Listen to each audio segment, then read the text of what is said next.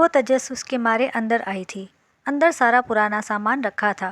اسے لگا کہ اسے وہم ہوا ہے، اس لیے وہ واپس مڑی تھی۔ تبھی اس کی نظر ہلکی سی روشنی پر پڑی جو الماری کے پیچھے سے آ رہی تھی۔ وہ دھیرے دھیرے الماری کے پاس آئی تو اس کے پیچھے ایک دروازہ تھا۔ وہ اندر آئی تو سیڑھیاں نیچے کو جا رہی تھی۔ وہ 3 اسٹیپ نیچے آئی تھی تو نیچے ایک کشادہ سا کمرہ تھا۔ میں اسے حقیقت کیسے بتا دوں امی؟ وہ مجھ سے مزید نفرت کرنے لگے گی۔ میں اس کے بغیر نہیں رہ سکتا امی۔ عامل کی بھیگی آواز پر اس کے قدم رکے تھے۔ اقرا بیگم تو گھر میں تھیں تو عامل کس سے بات کر رہا تھا؟ میں چاہتا ہوں کہ وہ مجھے اور باقی گھر والوں کو قبول کر لے اور پھر میں اسے سچ بتاؤں۔ وہ فیک ویڈیو دکھا کر میں نے اس سے نکاح تو کر لیا، پر اب میں اس کا سامنا کرنے سے گھبراتا ہوں امی۔ پر میں کیا کرتا؟ اگر میں اسے وہ ویڈیو نہ دکھاتا تو وہ مجھ سے نکاح نہیں کرتی۔ حورین نے بے یقینی سے اپنے منہ پر ہاتھ رکھا تھا۔ تو کیا وہ شخص اتنا گرا ہوا تھا کہ اس کی مری ہوئی ماں کو استعمال کر کے اسے بلیک میل کیا، اس سے نکاح کیا؟ آپ اسے سمجھائیں گی نا امی؟ اسے بتائیں گی نا کہ میں اس سے بہت پیار کرتا ہوں؟ میں نے یہ سب کچھ اس کی محبت میں کیا ہے، کیونکہ مجھے پتا ہے اگر یہ سچ اسے پتہ چل جاتا تو وہ کبھی مجھ سے نکاح نہیں کرتی۔ پلیز امی، اسے مجھ سے دور مت جانے دیجیے گا، میں مر جاؤں گا۔ کون سے سچ کی بات کر رہا تھا وہ؟ اب اور کیا باقی تھا سننے کو؟ وہ خود کو سنبھالتے ہوئے 2 اسٹیپ نیچے آئی تھی۔ وہ اسے دیکھنا چاہتی تھی جس سے وہ بات کر رہا تھا۔ عامل ان کی گود میں سر رکھے روئے جا رہا تھا اور وہ اس کے بالوں میں انگلیاں پھیر رہی تھی۔ ان کا چہرہ دیکھ کر حورین کو لگا پوری چھت اس پر آ گری ہے۔ ایسا کیسے ہو سکتا تھا؟ یہ ناممکن ہے۔ حورین کو اپنا وجود بے جان ہوتا محسوس ہوا تھا۔ اس نے اپنا کانپتا ہوا ہاتھ اپنے دل پر رکھا تھا۔ اسے لگا وہ یہاں سے نہیں ہل پائے گی۔ السلام علیکم، تبریز شاہ نے اونچی آواز میں کہا تھا۔ وعلیکم السلام بابا جان، آپ یہاں؟ ریحان نے ان کے گلے لگتے ہوئے کہا تھا۔ کیوں، کیا میں یہاں نہیں آ سکتا؟ نہیں آقا جان، ایسی بات نہیں ہے، بلکہ ہمیں آپ کا سرپرائز بہت اچھا لگا۔ اقرا بیگم نے مسکراتے ہوئے کہا تھا۔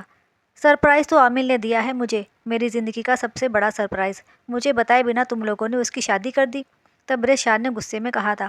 آپ کو کیسے پتا چلا؟ ریحان نے حیرانی سے پوچھا تھا۔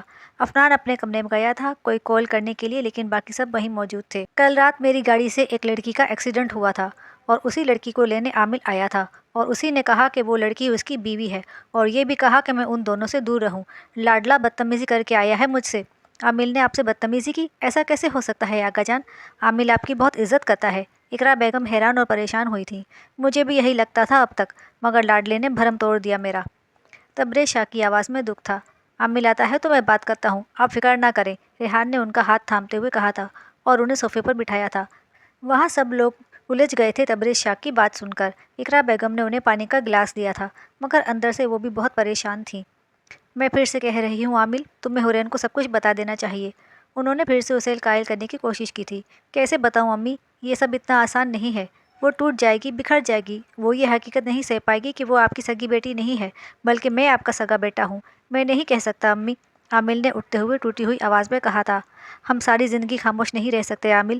جس دن اسے پتا چلا کہ میں زندہ ہوں، میری موت ایک جھوٹ تھی، وہ تم سے مزید نفرت کرنے لگے گی۔ وہ بہت ضدی ہے عامل، 24 سالوں سے اسے دیکھ رہی ہوں، وہ نہیں برداشت کرے گی یہ سب۔ فضا بیگم نے عامل کا چہرہ اپنے ہاتھوں میں لے کر کہا تھا۔ مجھے کچھ سمجھ نہیں آ رہا، میں کیا کروں امی؟ عامل نے تھکی ہوئی آواز میں کہا تھا۔ حورین کو یہ سچائی باہر سے پتا چلے، اس سے بہتر ہے کہ تم اسے خود بتا دو، شاید وہ تمہیں معاف کر دے۔ میں بس تم دونوں کو خوش دیکھنا چاہتی ہوں عامل، اتنے سالوں بعد مجھے میرا بیٹا ملا ہے، میں تمہیں سکون سے جیتا ہوا دیکھنا چاہتی ہوں۔ فضا بیگم نے اس کا چہرہ صاف کرتے ہوئے کہا تھا۔ عامل پھر سے ان کی گود میں سو گیا تھا، اور حورین کو لگا کہ اس تکلیف کے آگے تو موت کی تکلیف بھی آسان ہوگی۔ پہلے اس کا باپ نہیں تھا، اب ماں بھی نہیں ہے۔ تم لاوارث ہو حورین فاطمہ، تم بے شناخت ہو، تمہارا کوئی نہیں ہے۔ اس کے اندر سے آواز آئی تھی۔ پچھلے 24 سالوں سے جس عورت کو وہ اپنی ماں سمجھتی رہی، وہ اس کی نہیں عامل کی ماں تھی، وہ جو اپنے بیٹے کے ساتھ مل کر اس کی زندگی سے کھیل رہی تھی۔ اس کے قدم من من کے ہو گئے تھے۔ وہ تو اتنی بدقسمت تھی کہ فضا بیگم کے زندہ ہونے کی خوشی بھی نہیں منا سکتی تھی۔ آنسوؤں کا گولا اس کے گلے میں اٹکا تھا۔ اس نے زور سے اپنے منہ پر ہاتھ رکھ کر اپنی سسکی کو روکا تھا اور اپنے مردہ ہوتے وجود کو بمشکل ہلا کر پیچھے مڑی تھی اور باہر کی طرف گئی تھی۔ دونوں ہاتھوں کو سختی سے اپنے منہ پر رکھنے کے باوجود بھی اس کی ہلکی سی سسکی بلند ہوئی تھی۔ عامل اور فضا بیگم نے فوراً اوپر دیکھا تھا، جہاں صرف اس کا ہلکا سا آنچل نظر آیا تھا۔ حور، عامل نے بے یقینی سے کہا تھا۔ عامل جاؤ دیکھو اسے، شاید اس نے سب کچھ سن لیا ہے۔ فضا بیگم پریشان ہوئی تھی۔ میں اس کا سامنا کیسے کروں گا امی؟ عامل کو پہلی بار ڈر لگا تھا۔ تمہیں اس کا اور اس کے ہر سوال کا سامنا کرنا ہوگا عامل، پلیز اسے جا کر سنبھالو، میں اس کی تکلیف برداشت نہیں کر سکتی، پلیز عامل۔ उन्होंने रोते हुए कहा था। आमिल उनके आंसू साफ करता ऊपर की तरफ भागा था। वो अपने चकराते सर के साथ बमुश्किल लाउंज तक पहुंची थी और गिरने के अंदाज में नीचे बैठी थी। या अल्लाह खैर, क्या हुआ हुरैन, तुम रो क्यों रही हो? रिमशा पानी लाओ फौरन, इकरा बेगम ने हुरैन के पास आते हुए कहा था। बाकी सब भी उसकी तरफ मुतवज्जा हुए थे। रिमशा फौरन डाइनिंग टेबल पर रखे जग में से पानी लाई थी। इकरा बेगम ने उसे पानी पिलाने के लिए उसके हाथ हटाए थे, जिन्हें अब तक वो मुंह पर रखे रो रही थी। पानी की एक बूंद भी उसके हलक से नहीं उतर सकी थी। हूर बच्चा, बताओ तो सही, हुआ क्या है? इकरा बेगम ने घबराते हुए पूछा था। आप मेरी नहीं, आमिल की माँ लग रही हैं। मेरी माँ इस कमीने को इतनी आसानी से माफ़ नहीं करती। अपनी कही बात उसके कानों में गूंजी थी। वो आपकी सगी बेटी नहीं है, बल्कि मैं आपका सगा बेटा हूँ। हुरैन ने अपने कानों पर हाथ रखकर रोते हुए नफ़ी में सर हिलाया था। मैं जिंदा हूँ, मेरी मौत एक झूठ थी। चुप हो जाओ, प्लीज़ चुप हो जाओ, मैं पागल हो जाऊंगी। वो ज़ोर से चीखी थी और अपने बाल नोचते हुए चीखती चली गई थी। इकरा बेगम ने उसे अपने सीने से लगाया था। हूर, हूर, हूर, लिसन टू मी। आमिल तेज़ी से उसे पुकारते हुए अंदर आया था। डोंट, डोंट टच मी आमिल, दूर रहो। वो रोते हुए इकरा बेगम के हिसार से निकलकर पीछे खिसकी थी। आमिल, क्या हुआ है इसे? इकरा बेगम ने हुरैन को देखते हुए आमिल से पूछा था। हूर, मुझे मेरी बात कहने का मौका तो दो यार, मेरी बात तो सुनो। आमिल की आंखों में नमी उतरी थी। दूर हो जाओ मेरी नज़रों के सामने से, otherwise I will kill you आमिल। वो हलक के बल चिल्लाई थी। हूर, मैं तुमसे बहुत प्यार करता हूँ। आमिल की आवाज़ जैसे खाई से आई थी।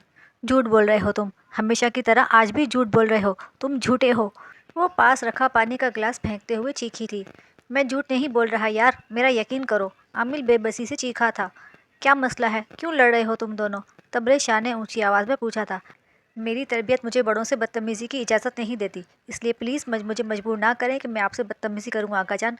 प्लीज़ मेरे मामले से दूर रहें। आमिल ने नज़रें झुकाकर बहुत ज़ब्त से धीमी आवाज़ में कहा था।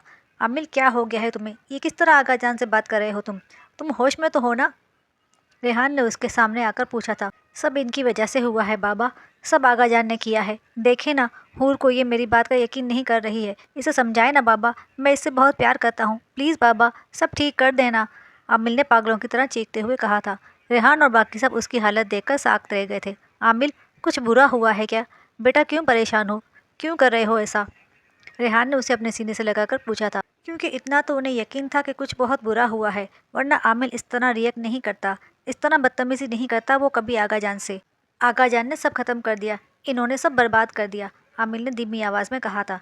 क्या मसला है आमी, हुआ क्या है मेरी जान? रेहान ने उसे खुद से अलग करके पूछा था। आमिल उन्हें जवाब दिए बिना हुरैन की तरफ आया था, जो बुरी तरह से सिसक रही थी और आमिल को देखते ही पीछे खिसकी थी। आमिल के कदम रुक गए थे। तभी हुरैन की नज़र अंदर आती फ़िज़ा बेगम पर पड़ी थी। फ़िज़ा बेगम ने अपना चेहरा पूरी तरह से छुपा रखा था। हुरैन फ़ौरन उठकर उनकी तरफ आई थी। आमिल ने भी दरवाजे की सिम देखा था। कौन हूँ मैं? हुरैन ने उनके सामने आकर पूछा था। फ़िज़ा बेगम ने अपना हाथ उसके चेहरे की तरफ बढ़ाया था, जिसे उसने फ़ौरन झटक दिया था। मुझे मेरे सवाल का जवाब चाहिए। कौन हूँ मैं, बोले? कौन है वो औरत जिसने मुझे 9 महीने अपनी कोख में रखने का एहसान किया था? कौन था मेरा नाम नेहाद बाप, बताएं? जब अपना नाम नहीं लेना था तो मुझे पैदा करने का एहसान क्यों किया था? बताएं कौन हूँ मैं? वो बेबसी की इंतहा पर थी। हुर, तुम मेरी जस्ट शट अप। अमिल की बात काट के वो चीखी थी। ये आपका बेटा है ना? इसके लिए आपने मुझे धोखा दिया, अपनी मौत का ड्रामा किया। आपके बेटे की जिद थी मुझे हासिल करने की, तो आपने एक झूठी फेक वीडियो बनाई मुझे ब्लैकमेल करने के लिए। ये आपका सब कुछ है, मैं कुछ नहीं। इंसान जानवर पालता है तो उससे भी लगाव हो जाता है। आपने इन 24 सालों में कभी मुझसे मोहब्बत नहीं की, अपने बेटे की जिद के आगे कुर्बान कर दिया मुझे। इसकी बात पर फ़िज़ा बेगम ने रोते हुए नफ़ी में सर हिलाया था। ये सच नहीं है हूर, अम्मी तुमसे बहुत प्यार करती हैं। आमिल ने उसके करीब आकर हारे हुए लहजे में कहा था। कोई प्यार नहीं करता मुझसे, मैं बस सबके लिए एक खिलौना हूँ। बोलो अपनी माँ से कि मुझे उस शख्स का नाम बताए जिसकी वजह से आज मैं इस दुनिया में आई हूँ। बताती क्यों नहीं मुझे? हुरैन ने उसे पीछे धकेल कर कहा था। ये सब क्या हो रहा है आमिल? हूर तुम्हें इस औरत का बेटा क्यों कह रही है? इकरा बेगम ने लरजती आवाज़ में पूछा था। उनका दिल किसी अनहोनी के डर से कांपा था। क्योंकि यही सच है, ये आपका बेटा नहीं है, ये इनका बेटा है। आमिर की बजाय हुरैन ने जवाब दिया था और वहाँ मौजूद सबको जैसे शौक लगा था। तबरे शाह ने मजबूती से सोफे को थामा था। तो क्या वो राज फाश होने वाला था जिसे उन्होंने 24 सालों से छुपा रखा था? आमिल, ये क्या कह रही है आमिल? ये सब झूठ है ना? तुम मेरे बेटे हो ना? इकरा बेगम ने उसे देखते हुए पूछा था। ये सच है अम्मी, आमिल ने बमुश्किल कहा था। इकरा बेगम लड़खड़ाते हुए 2 कदम पीछे हुई थी। असद और अरीब ने उन्हें सहारा दिया था। रेहान अब तक बेयकीनी से आमिल को देख रहा था।